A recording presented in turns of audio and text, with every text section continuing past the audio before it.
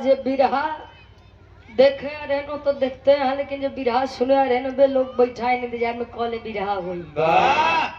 एक छोट सा बिरहा देखे हमारे गाँव से बिरहा तकलीफ होके वो आधा घंटा 1 घंटा या मंच के आसपास दिखाबो मत करो, कि बिरहा गाँव के बीच में हमको डिस्टर्बेंस बिल्कुल नहीं पसंद है। कभी जी 4 लाइन भूमिका के अंदर भाव लिखते हैं। अच्छा गुरु जी, पहले के समय में लोगन के बातें अलग रहे, कहे रघुकुल रीति सदा चली आई, मेहरारू पचमुंडाई। अच्छा मेहरून के ऊपर बड़ी विपदा भबका गुरु जी। बहुत पहले जितना दुख तकलीफ बा खाली हमारे डबलू गुरु जी समझो थे केकरे ऊपर दुविधा देखान बहुत सीता के देख ले और सुबड़खा के देख ले तारा के देख ले और मंजीत भैया को नहीं भरोसा होता है। तबे करे मेहरारू से पूछा ढेर बताइए। कवि जी 4 लाइन भूमिका के अंदर भाव लिखते हैं कैसे?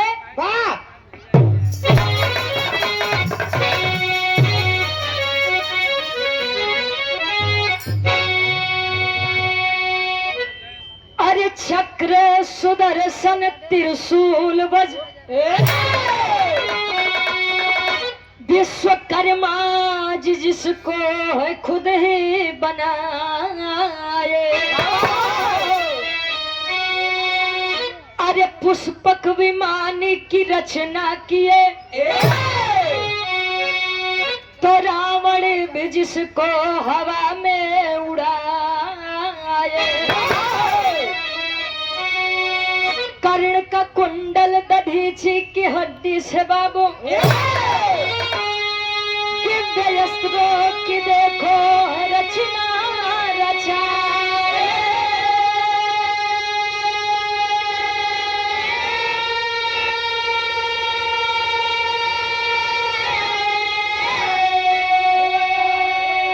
अरे विश्वकर्मा जी दुनिया के पहले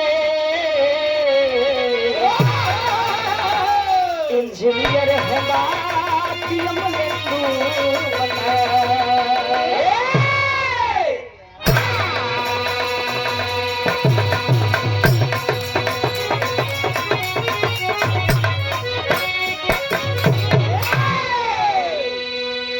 कर्ण का कुंडल दधीची की हड्डी से दिव्यास्त्रों की देखो है रचना रचाए, विश्वकर्मा जी दुनिया के पहले इंजीनियर हैं बात यमलिंदु बताए।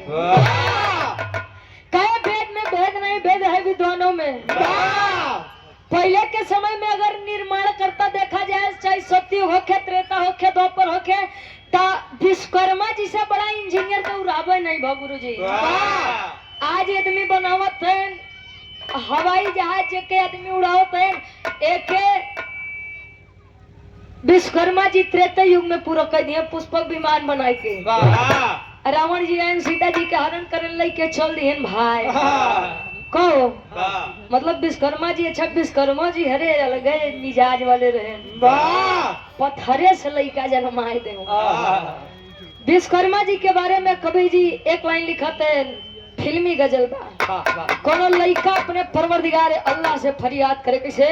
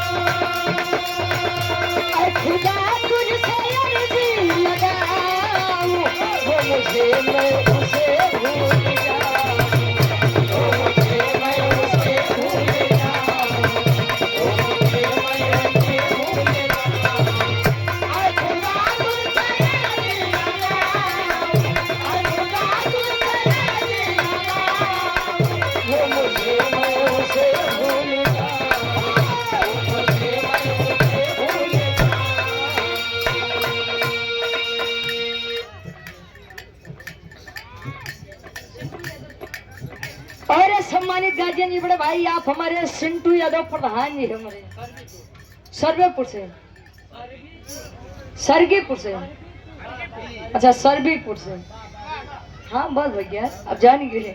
ये हमारे गार्जियन जी प्रधान जी के द्वारा ये ढेर सारा मां पुरस्कार देकर सम्मान किया गया, बहुत बहुत धन्यवाद। आशीर्वाद के चारे के बच्चे अपनी कला में कामयाब रहे।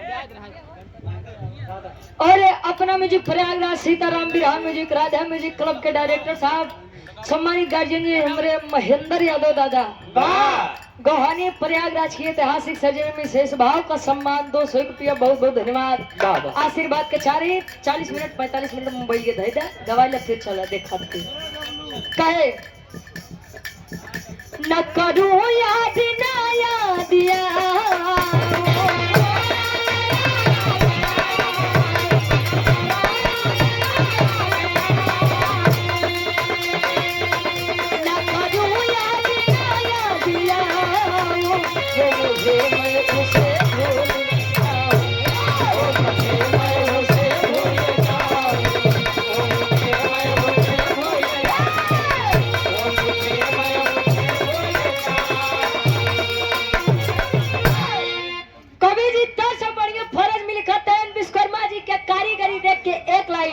हमरे अमरेंदु गुरुजी लिखते हैं कैसे।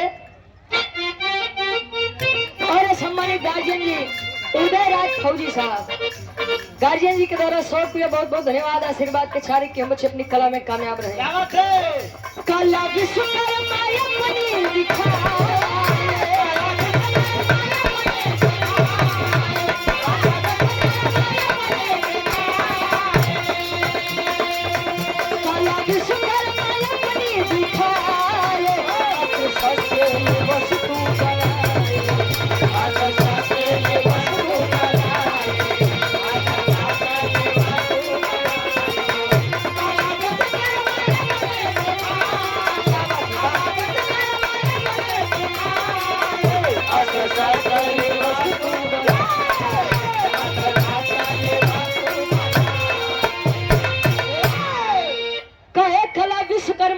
दिखाए अस्त्र शस्त्र ले वस्तु बनाए। कारीगरी रहे विश्वकर्मा जी के गुरु जी दधीची जी के हड्डी से अस्त्र का निर्माण कर दिए। आप लोग जानत होगा कि एक मुनरी रहे पूरे रामायण भर में वो जहाँ का कुल नाशे करे मुनरी न बजरंगी भैया। हाँ सत्य बात चला कोनो बात में तू कहा खा में का जानी थी। और आप सम्मानित गार्जियन जी डॉक्टर जी के यादव जी ये आपके द्वारा 100 रुपए का सम्मान, बहुत बहुत धन्यवाद। आशीर्वाद के चारे के हम बच्चे अपनी कला में कामयाब रहे। धर्मार्थ चिकित्सा सेवा बाईपास दुर्गापुर रोड अमेठी ये आप गार्जियन जी के द्वारा 100 रुपया, बहुत बहुत धन्यवाद। आशीर्वाद के चाह रही। अच्छा एक बात है बजरंगी भैया, पहले के समय में एक राजा कई रानी रखो रानी इतनी समझदार हो कि कितनो बेचारी अंदर से जला लेकिन बाहर नहीं व्यक्त कर पावन। आज के जमाने बड़ा उल्टा बा। आज रानी 4-5 राजा रख लेते सर तहार वाली कितना रखे बा? अच्छा इनकर पूरा हिंदुस्तान रखे बा। वो कैसे हो? फलावर नहीं फॉलोवर कहते। कहानी का शुरुआत बा कैसे। मान सिंह यादव जी इसी ग्राम से 100 रुपए का सम्मान। अच्छा मान सिंह यादव जी इसी ग्राम से 100 रुपया, बहुत बहुत धन्यवाद। आशीर्वाद के चारे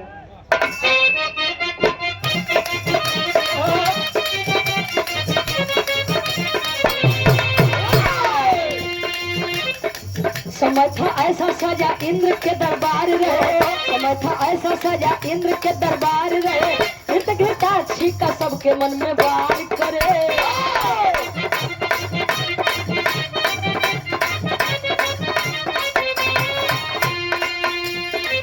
अग्रताक्षी जो नृत्य की दीवानी थी, अग्रताक्षी जो नृत्य की दीवानी थी, उन्हीं की बेटी चित्ररंग दशयानी थी।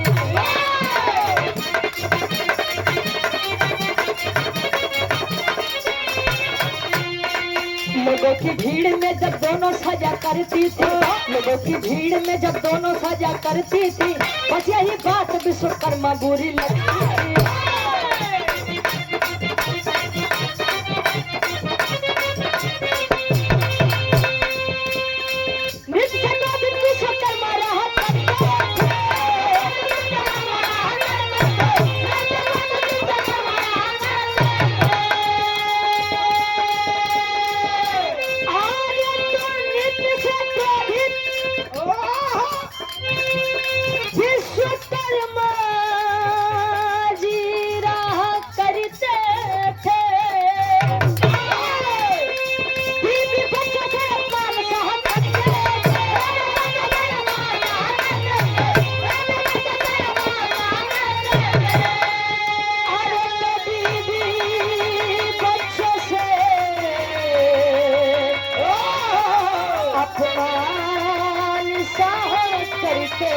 थे।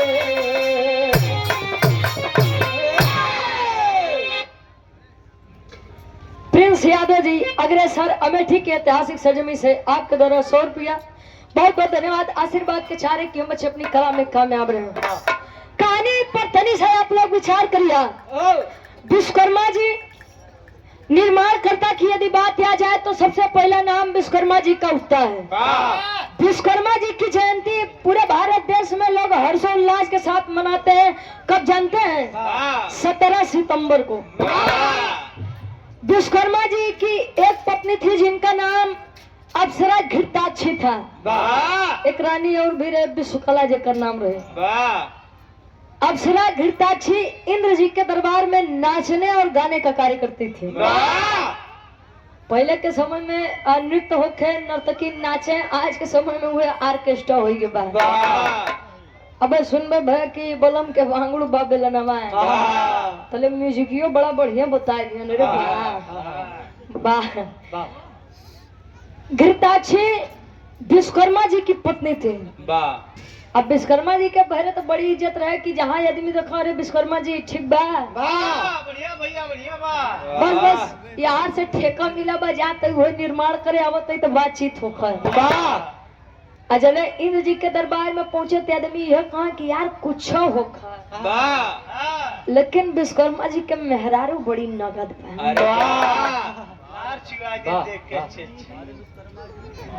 भैया एक तनी सब तिरछा कह दे बजरंगी भैया तरफ कह दे। अरे नहीं बजरंगी भैया दिखाते नहीं हम मने दिखाते नहीं का मतलब नहीं करे बंद कर देखे। अच्छा कैमरा वाले लगवा तनी सब तिरछा कह दे चोनी लगा दे। घृताक्षी और विश्वकर्मा जी की एक बेटी जिसका नाम चित्रांगदा बताया गया। चित्रांगदा भी अपने माँ के साथ नाचने और गाने का कार्य करते थे। जब विश्वकर्मा जी इतनी बतिया सुने कि मेहरारू और एक बिटिया बड़ा बढ़िया नाचत थी गावत थे। अब इतनी बात जब विश्वकर्मा जी का तनिको नीक नहीं लगा। भाई मेहरारू से तो दुनिया हारा बा, इतिहास गवा बा न बजरंगी भैया।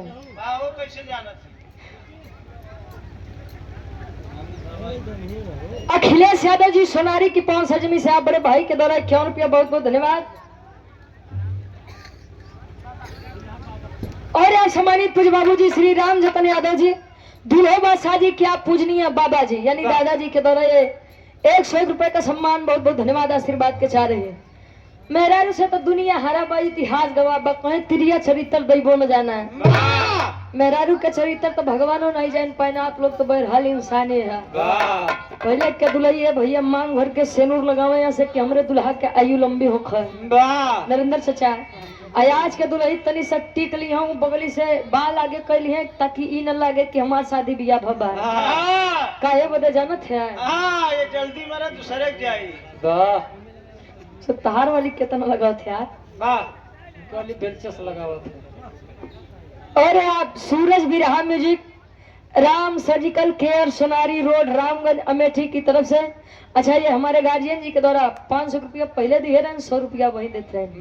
अच्छा और इनका चैनल है फेसबुक यूट्यूब पर सूरज बिरहा म्यूजिक पर। बहुत बहुत धन्यवाद। दिन दुना रात में तरक्की करा भैया लेकिन जो उनके ओके ध्यान दिया ठीक बा।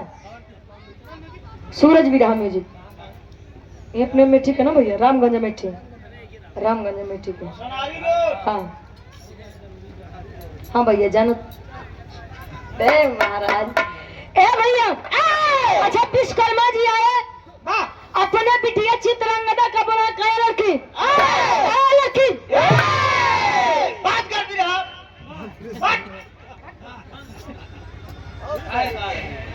महाराज विश्वकर्मा जी के बिटिया चित्रांगदा की बात होते रहे ना तो हमारे बाबू के नाम विश्वकर्मा बना तो हमारा नाम चित्रांगदा बा।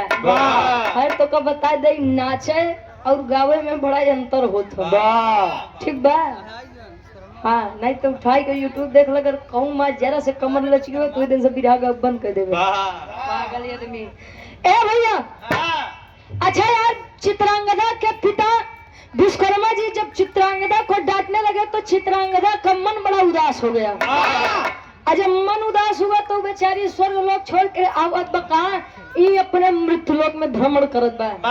होत का एक लाइन गीत लगत बा। ई गीत आज कुछ दिन पहले मार्केट में बड़ी वायरल रहे। कैसे गुरुजी?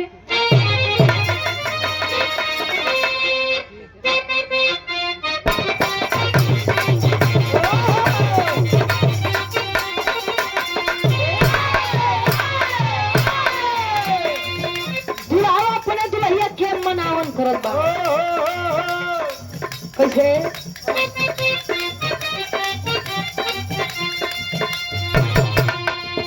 हई सेंट मकौआ हमारे खातिर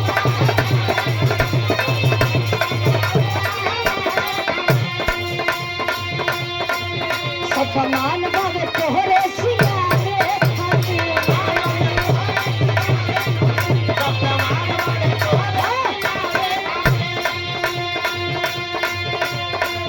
हई सेंट मकौआ हमारे खातिर सपमान बाबे तोहरे सिंगारे खातिर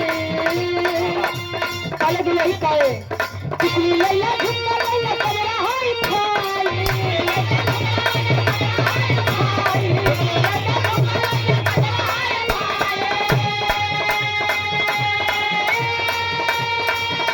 टिकली लैला झुमका लैला कजरा हाय खाई सड़िया करियई से लाई सड़िया करियई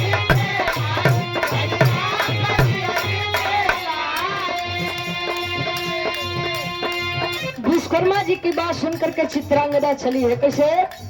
होके गुस्सा में कन्या वहां से चली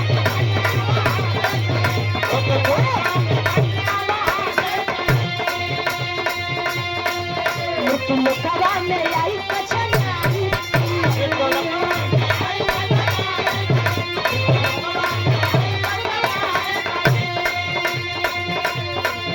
होके गुस्सा में कन्या वहां से चली मुकवा में आई कचनारी पली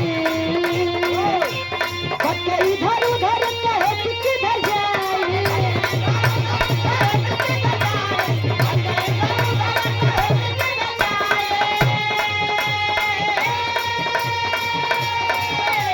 होके इधर उधर कहे कि किधर जाई अरे राजा सूरत के पास आई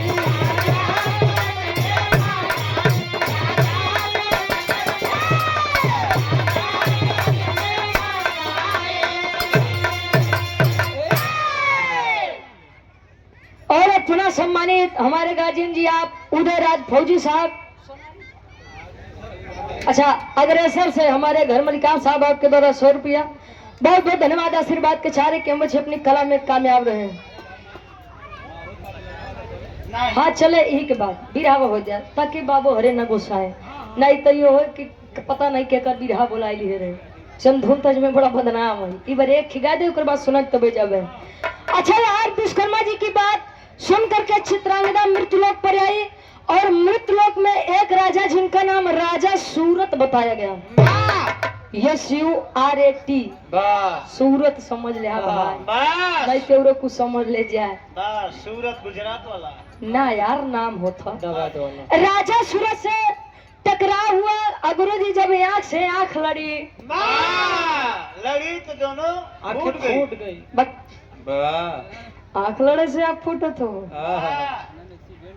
दादा राम कैलाश यादव जी कहा करते थे तेरी मेरी आंख लड़ी लोगों ने बदनाम किया कहा दुनिया के बक्कई दे राजा हम तू अपन काम किया क्यों क्यों कहे ला उमरिया के दोस्त बा कहीं के गए सूरदासी सब नजरिए के दोस्त बा। अच्छा राजा सूरत और चित्रांगदा में प्रेम हुआ। दोनों ने कसमें खाई कि जिएंगे सनम तेरे लिए और मरेंगे सनम तेरे लिए। यार विश्वकर्मा जी परेशान सोचते हैं बिटिया अब जवान होगी बा सयान होगी बा अब शादी के योग भी हो गई है। तो पहले के समय में वह खाली एक चीज रहे स्वयंवर वाली दुविधा। अच्छा स्वयंवर रखा गया। चित्रांगदा यहाँ से वचन देकर गई कि मैं अपने पिताजी को यहाँ पर लेकर के आऊंगी। चली है स्वयंवर रखा है। चित्रांगदा पूछत बा पिताजी ए बाबू काम किया इतना आदमी काहे बदया है बाबू कहा स्वयंवर में बिटिया है स्वयंवर हमार और रही का तोरे माई के कहे कि स्वयंवर वो भी मेरे लिए किसने कहा? अरे आप होते कौन है? तेरा बाप। ए बाप रे, इतनी बतिया सुनते मारे विश्वकर्मा जी का भाई ईगो टच हो गया, हट हो गया। स्वाभिमान पे बात तक कहे काल के बेटी ने तोरी माई ये हमका कही कि तू क्या होता हमारे बियाह गवन करे वाला? ये भैया पहले के जमाना इतना खराब रहा कि आदमी बिना देखे बियाह कह दे। अच्छा, जब इतनी बात हुई, देखिए अगर लोग कहते हैं कि विवाह के बाद शादी करना, किसी से प्रेम करना गलत है, तो भी प्रेम किसी और से और शादी किसी और से करना ये भी गलत है। पता लग कि लड़का दूसरे जगह बातचीत करत, दोनों जने बियाह दूसरी जगह हो गया।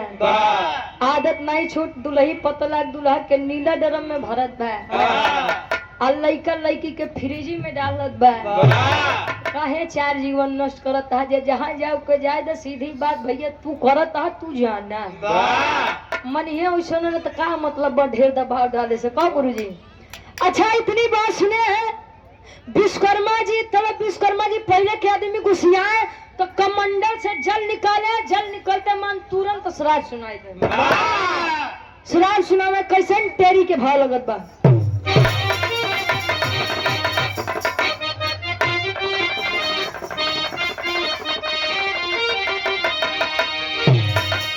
अरे तो स्वयंवर अपने आप रच दिए, ए बाबू स्वयंवर अपने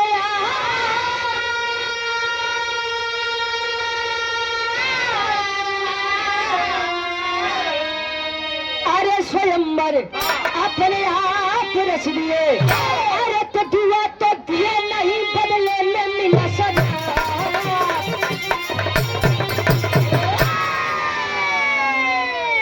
कहे दुआ तो दिए नहीं, बदले में मिला श्राप। स्वयंवर अपने आप रच दिए।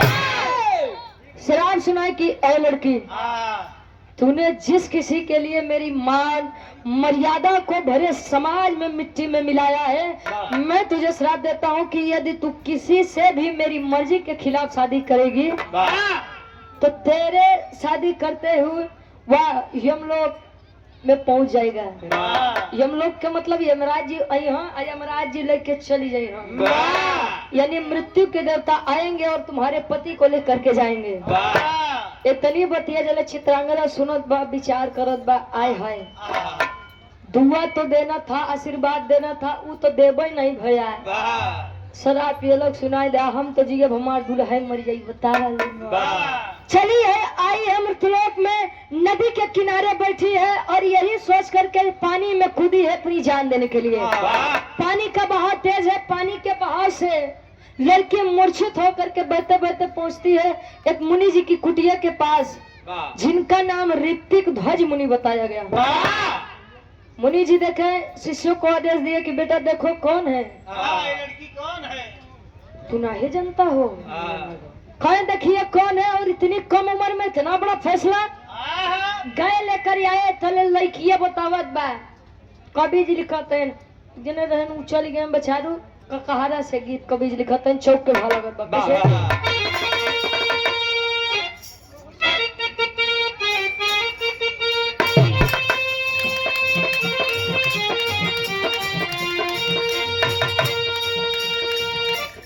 से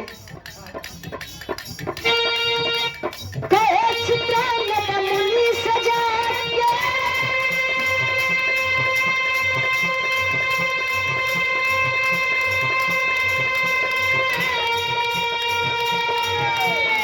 जीवन अब स्वीकारी नहीं,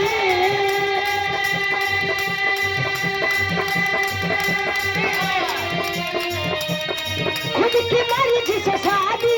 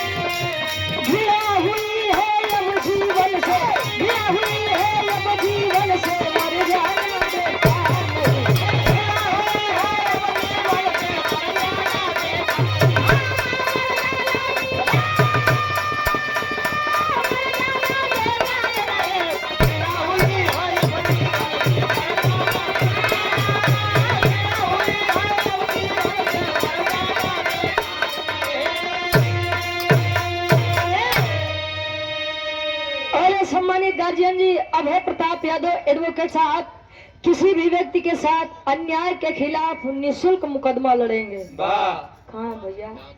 आज के समय में निशुल्क सेवा जे दे जानला उसी बड़ा समाज सेवी की होइए नहीं बा। अभय प्रताप भैया के बार बार गोल लगी भैया। अच्छा भैया हमारे बहुत बहुत धन्यवाद। अच्छा, हम चाहेंगे कि आप मंच पर आ जाइए। क्या कहना? और सम्मानित गार्जियन जी, Vinay Yadav ji estate bank of India के मैनेजर साहब, इलाहाबाद के रहने वाले। अच्छा, इलाहाबाद में कार्यरत हो कब? और अपने समाज के लोगों के लिए कर बल छल किसी प्रकार की जरूरत में पूर्ण सहयोग। क्या बात है, कर बल छल सब लगाए दिए हैं। बहुत बहुत धन्यवाद। ये गार्जियन जी के द्वारा ढेर सारा हमारा पुरस्कार। खाना के व्यवस्था होगी बा, लेकिन जाए हम भाई के हूँ। हाँ, खाली हमारे भी आप 15 से 20 मिनट के बचा बा। जितना इतना देर आप लोग बैठे रहे, 15 से 20 मिनट बैठ जाए। कह देवेंद्र भैया अरे जेके खाए तो लड़के उनके उनके खियो बा कीमत जाए भाई, नहीं तो हमारा बिरहा कुल्लास हो जाए। और 100 रुपए का सम्मान अजय यादव सिपाही साहब, 100 रुपया। बहुत बहुत धन्यवाद। कटारी रघुरामपुर की ऐतिहासिक सरजमी से। और आप दूल्हे बादशाह जी की आप बहने हैं कंचन यादव जी, प्रियंका यादव जी, दीप ज्योति यादव जी और रोली यादव जी। ये सभी बहनों के द्वारा 100 रुपए का सम्मान। बहुत बहुत धन्यवाद। आशीर्वाद के चारे जब 500 रुपए का सम्मान। बहुत बहुत धन्यवाद। कहे गणपति के पास में जाकर करती मैं श्रृंगार नहीं, और घृणा हुई है अब जीवन से मर जाना बेकार नहीं। साहब, मैं विश्वकर्मा जी की बेटी चित्रांगदा हूँ। मुझे मृत्यु लोक के एक राजा सूरज से प्रेम हुआ, विवाह करना चाहती थी, और यही बात मैंने अपने पिता विश्वकर्मा जी को बताया। विश्वकर्मा जी ने मुझे श्राप सुना दिया कि अगर मैं उनके मर्जी के खिलाफ किसी से भी विवाह करूंगी तो मेरा प्रति मृत्यु को प्राप्त हो जाएगा। इतनी बतिया जब सुनन तो ऋतिक ध्वज मुनि कहा परेशान मत हो, मैं बात करूंगा। आए हैं विश्वकर्मा जी अपनी बेटी की तलाश में। ऋतिक ध्वज मुनि जब समझावे तब विश्वकर्मा जी लगे गुस्सिया, कहे तू का जाना जकरे न मेहरारू न लड़का हुई इज्जत बेइज्जत का जाने हो। इतनी बतिया जब ऋतिक ध्वज मुनि सुने तो गुस्सिया गया, कहे बड़ा शराब सुनावे के तोर शौक बा। कमंडल का जल निकाले, कहे कि विश्वकर्मा जी बड़ा घमंड है, अहंकार है आपको अपनी इस देह पर, सुंदरता पर, अपने इस कार्य पर। अरे चाहिए हम आपको श्राप देते हैं। तार विशाल रूपी एक वानरे में परिवर्तित हो जाए।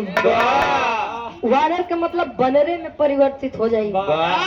इतन कह के चले पानी फेंकते हैं, विश्वकर्मा जी के श्राप लगा गुरु जी। विश्वकर्मा जी कहे साहब गलती हो गई, केवल ही तन से मुक्त कराई दे, बाद में आज के बाद कोनो गलती हुई भी नहीं करी। भाई अब मुक्ति तब है मिली जब राजा सूरत का लियाई के उबार। अच्छा, यार राजा सूरत के खोज में विश्वकर्मा जी मुक्ति मुक्ति मुक्ति मुक्ति करत करत पहुंचते अंजन प्रदेश। वह अंजन प्रदेश जहाँ हनुमान जी के लालन पालन जन्म भर है। अतले हुआ के जितना कुछ छोट प्रजाति के बानर है, तो बड़काए बानर का देख के विचार करते हैं, खाटी इलाहाबादी तर्ज लगत बा। आखिरी गीत बा कैसे?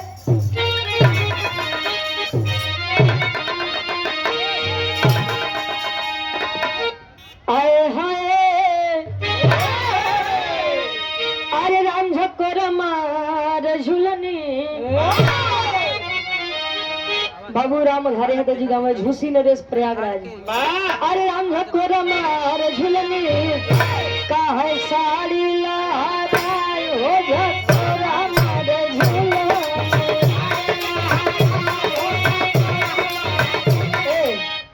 हैदर अली गुरु जी एक गीत निकाले रहे रतौंदिया जीजा। ओमा गाँव कैसे? अरे राम घुसखोरी का बरधा गा सार बरधा। अरे घुसखोरी का बरधा का है सारी यही मझारी घुसखोरी का बरधा। अरे हमार मुड़ी कतली दुलही कहे, अरे हमार मुड़ी कतली तमोर बुढ़ा माही हमार मुड़ी कतली।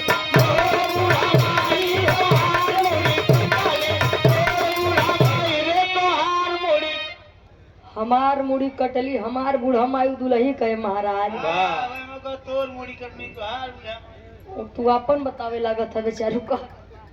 और पुनः सम्मानित हमारे गार्जियन जी घर मलिकार साहब श्री उदय राज फौजी साहब, ये आपके द्वारा 100 रुपया बहुत बहुत धन्यवाद। कभी जी फिर से बढ़िया फरज में लिखते हैं कुल बानर भालू विचार करते हैं रंजन प्रदेश के कैसे।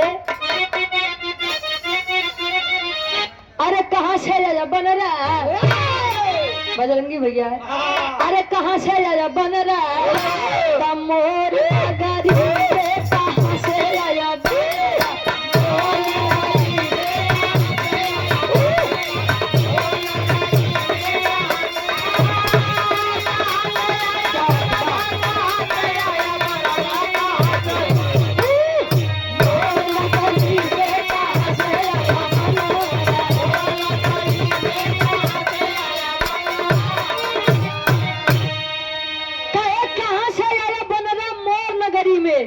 जितना भालू बना रहा कुल विचार करे ये हो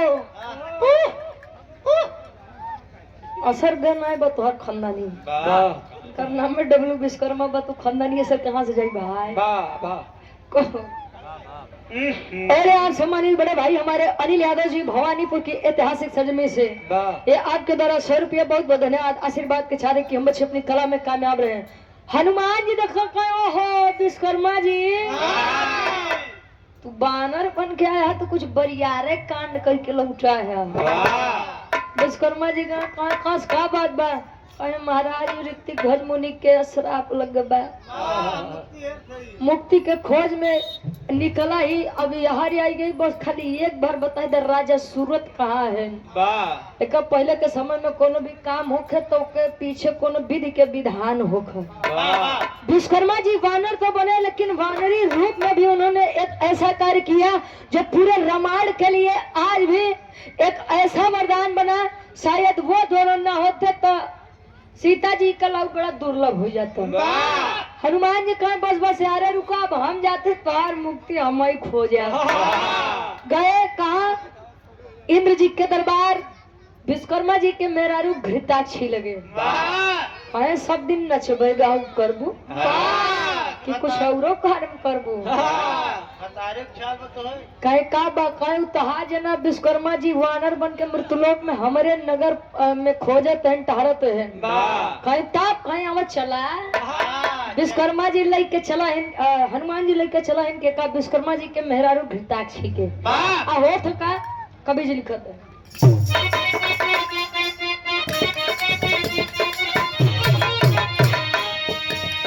गए हनुमान कभी पक्ष को ले आए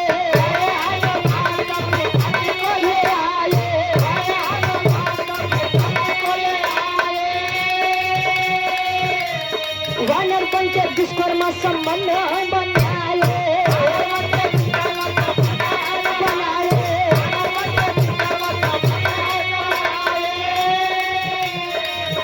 अरे दुई का पैदा भइले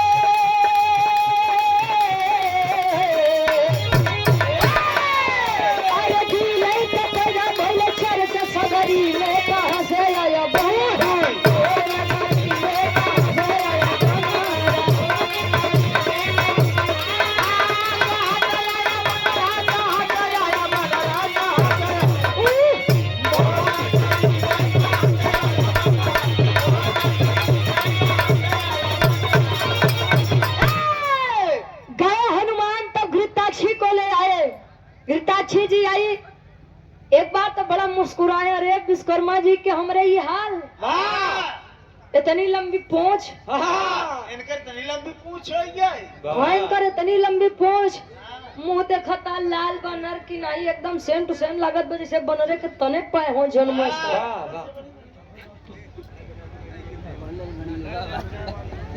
हाँ आप जाए वाली भैया समझत थे और आप सम्मानित पूज्य गार्जियन जी अभय राज फौजी साहब हमारे गार्जियन जी दूल्हे बादशाह जी क्या पूजनीय चाचा जी 100 रुपया बहुत बहुत धन्यवाद आशीर्वाद के चारे के बच्चे अपनी कला में कामयाब रहे।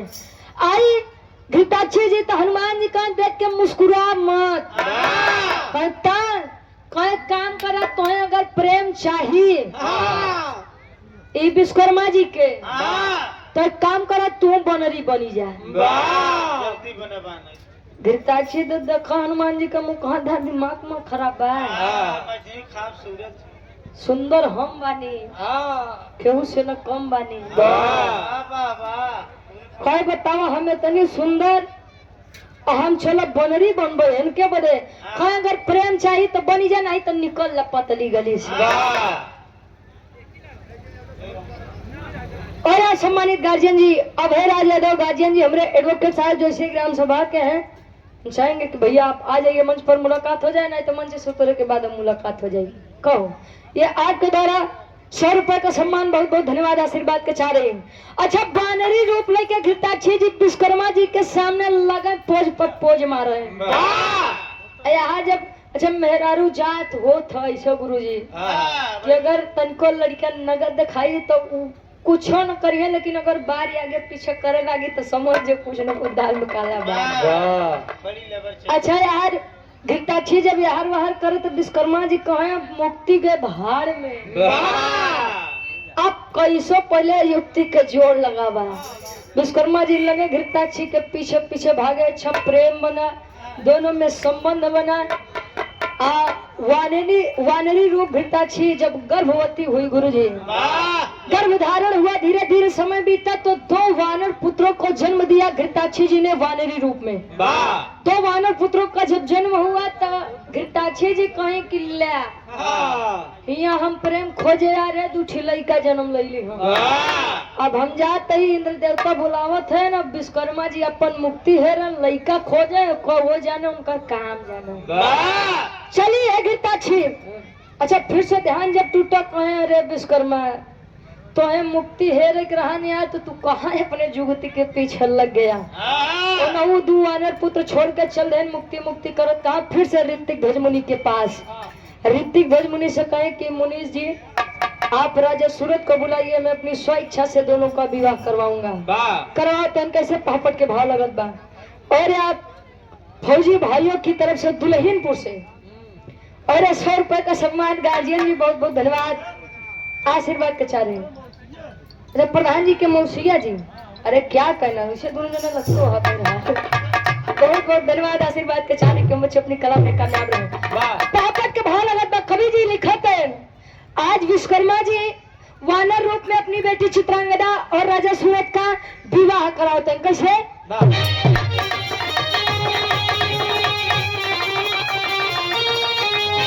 अरे कहे मुनि जी करदा कन्यादान मान न जाए दे। अरे कहे मुनि जी करदा कन्यादान मान न जाए दे। तन्ना ही साहबा दुनिया में अपमान मान न जाए दे।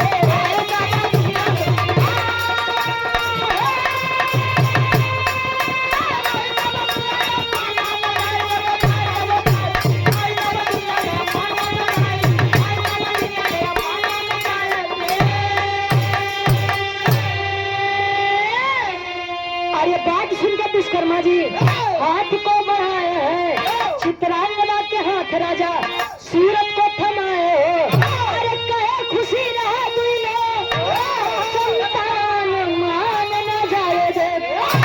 तना ही साहब दुनिया में अपमान मान न जाए दे। विवाह कराए, श्राप से मुक्त हुए और फिर से विश्वकर्मा जी चल दिए अपने कार्य के लिए। अब जरा विचार करेंगे, जिन 2 वानर पुत्रों का जन्म हुआ, वानर रूप विश्वकर्मा जी और वानरी रूप घृताक्षी के बीच में जो 2 वानर पुत्रों का जन्म हुआ, उनका नाम कहाँ पड़ा? कवि जी लिखा तन खड़ी के भाव लगत बा।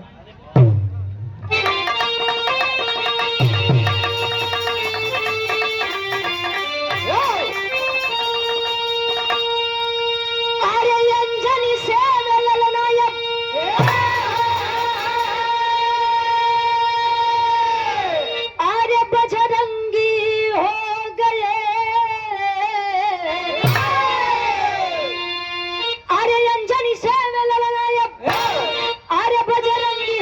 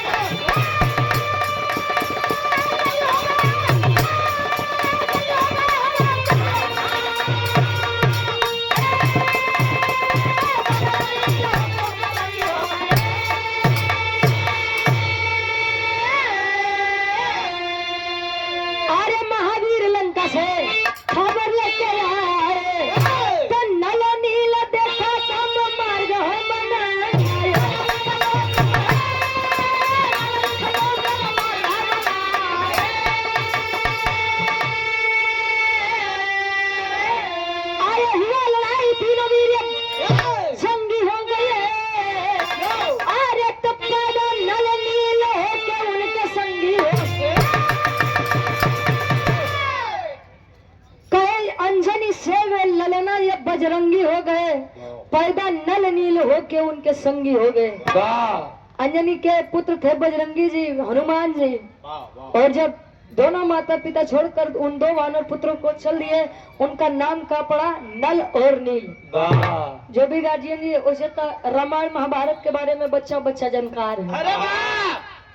राम सेतु में अगर सबसे बड़ा हाथ किसी का था, सबसे बड़ा सहयोग किसी का था, तो वो केवल और केवल नल और नील का था।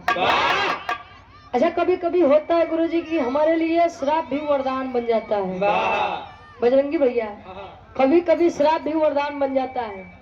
नल नील को बचपन में ही उनके शरारती स्वभाव के कारण श्राप मिला था कि आप लोग कोई भी भारी से भारी पत्थर यदि पानी में फेंकेंगे तो वह डूबेगा। यह श्राप राम सेतु खातिर वरदान बन गया। कहो नल नील जी कई श्राप नहीं मिलत तो राम सेतु बनत कैसे? और सबसे बड़ी बात, जब राजा दशरथ जी ने बाण चलाया था, श्रवण कुमार के माता पिता की मृत्यु हुई थी, तो उन्होंने भी श्राप सुनाया था कि जैसे मैं पुत्र वियोग में मर रहा हूँ वैसे आप भी पुत्र वियोग में मरेंगे। राजा दशरथ बड़ा प्रसन्न भय, मेरे कोनो लड़का नहीं बटन तो हमारे पुत्र वियोग आई कहाँ से? कहो गुरु जी। और वह श्राप वरदान बन गयो, एक नहीं चार लड़का जन्म ले लिया। तो ये बड़े कहा थे कि आदमी अगर सच में दिल से अगर बदुआ देगा तो लागी जरूर, चाहे आज चाहे 4 दिन आगे, चाहे यह पीढ़ी में चाहे 4 दिन आगे पीढ़ी में, लेकिन लागी जरूर। तो आखिरी में खानदान के परिचय बा। आओ गुरु जी। गुरु बिहारी गुरु रामलाल गुतारी, स्वर्ग से चमका कभी, अरे बच्चन जी बने पुजारी हो।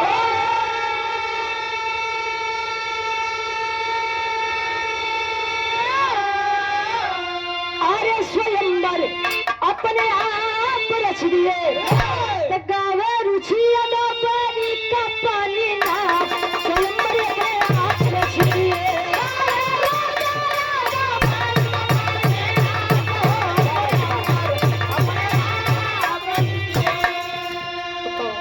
फौजी साहब के एक लाइन फरमाइश बा, बलम के बांगुल बा बेलनवा।